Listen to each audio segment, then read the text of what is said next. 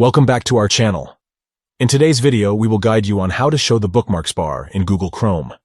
If you want quick and easy access to your favorite websites, this tutorial is for you. Let's get started. Step 1. Begin by opening Google Chrome on your computer. You can do this by clicking on the Chrome icon on your desktop or searching for it in the Start menu. Step 2. Once Chrome is open, look for the More menu located at the top right corner of the browser window. It is represented by 3 vertical dots.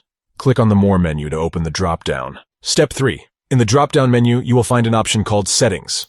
Click on it, and it will take you to the Chrome settings page. Step 4. On the settings page, scroll down until you see the Appearance section. Click on it to access Appearance settings. Step 5. Within the Appearance settings, you will find an option labeled Show Bookmarks Bar. By default, it is toggled off. Click on the switch next to it to toggle it on. And just like that, you have successfully shown the bookmarks bar in Google Chrome. It's that simple. Now, when you open a new tab or window, you will see the bookmarks bar below the address bar, displaying all your saved bookmarks for quick access. We hope this guide has been helpful in assisting you with showing the bookmarks bar in Google Chrome.